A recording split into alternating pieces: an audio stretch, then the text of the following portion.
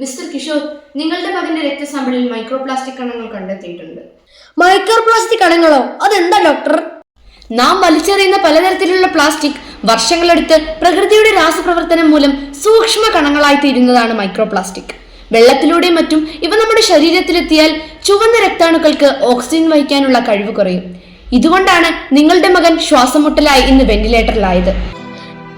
എന്റെ മകന് വന്ന ഈ ബുദ്ധിമുട്ട് ഇനി ഒരു കുട്ടിക്കും വരാൻ പാടില്ല ഡോക്ടർ. അവൻ ഈ ആശുപത്രിയിൽ നിന്നും പുറത്തിറങ്ങുമ്പോഴേക്കും എന്റെ നാട് പ്ലാസ്റ്റിക് മുക്തമാകണം. അതിനുവേണ്ടി പ്രവർത്തിക്കാൻ ഞാൻ തീരുമാനിച്ചു.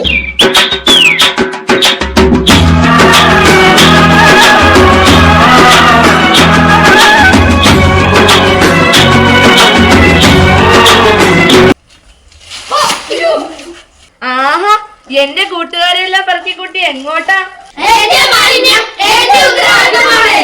ഞങ്ങൾ ഇത് ഹരിത കർമ്മസേനയെ ഏൽപ്പിക്കാൻ പോവുകയാണ്. ഇത് നോക്ക്, കളർ പേനകൾ, ബാഗ്, പലതരം മിഠായികൾ, കളിപ്പാട്ടങ്ങൾ. ഇതൊന്നുമില്ലാതെ നിങ്ങൾ എങ്ങനെ സന്തോഷിക്കും? പ്ലാസ്റ്റിക് വേണ്ട. സമസ്ത ജീവജാലങ്ങൾക്കും ഭീഷണിയായി തീർന്ന പൂർണ്ണമായും മനുഷ്യനിർമ്മിതമായ പ്ലാസ്റ്റിക് വലിച്ചെറിയാതിരിക്കാനുള്ള വിവേകം ഞങ്ങൾക്കിന്നുണ്ട്. പരിസ്ഥിതിയെ രക്ഷിക്കാൻ പോരാടാം പ്ലാസ്റ്റിക് മാലിന്യത്തോട്.